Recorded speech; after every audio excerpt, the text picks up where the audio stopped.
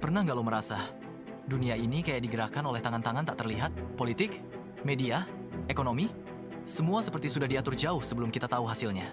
Dan di balik layar itu, ada nama-nama organisasi yang selalu muncul: Satanic Group, Bohemian Grove, Illuminati, dan Freemason.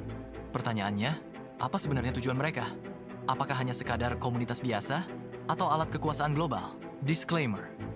Perlu gue tegaskan, narasi ini bukan tuduhan kepada pihak tertentu, melainkan penggalian sejarah, riset ilmuwan, dan interpretasi kritis dari berbagai sumber. Tujuannya bukan menebar kebencian, tapi membuka mata kita tentang organisasi-organisasi tersebut dan pola kekuasaan yang sering tersembunyi di balik simbol dan nama besar. Seperti Church of Satan atau The Satanic, secara resmi mengklaim mereka bukan penyembah iblis.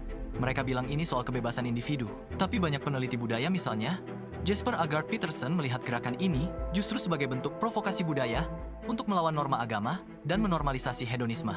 Berbeda halnya dengan Bohemian Grove. Setiap tahun ratusan elit politik, miliarder, bahkan Presiden Amerika berkumpul di sana.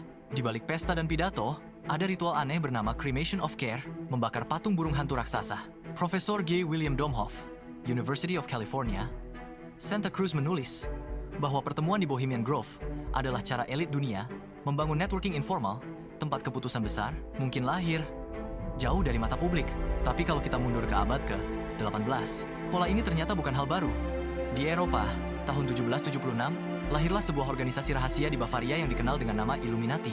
Tujuannya hampir sama, menyatukan elit intelektual untuk menggerakkan perubahan besar. Tapi kali ini dengan label pencerahan dan rasionalisme. Sejarawan James Billington, Princeton University, menulis dalam Fire in the Minds of Men bahwa semangat Illuminati justru terus hidup, menular ke revolusi besar dunia. Maka wajar kalau teori konspirasi bilang Illuminati tidak pernah mati, hanya berganti wajah. Dan wajah itu, kini banyak orang melihatnya pada sebuah organisasi tua yang bernama Freemason, yang sangat misterius, penuh simbol, dan tersebar di seluruh dunia. Freemason bergerak dari luar, mereka tampak sekadar perkumpulan sosial, amal, bahkan filosofis. Tapi simbol-simbol mereka mata satu, kompas, piramida, selalu dikaitkan dengan kontrol global. Profesor Jessica Harlan Jacobs, University of Florida, menulis bahwa Freemason memang jaringan internasional pertama yang melampaui batas agama dan negara. Semua berbeda, tapi punya benang merah: kekuasaan, eksklusivitas, dan agenda tersembunyi. Apakah benar mereka sekadar organisasi atau alat untuk membentuk dunia sesuai kehendak segelintir orang? Itu pertanyaan yang harus lo pikirkan sendiri. Jangan pernah berhenti bertanya.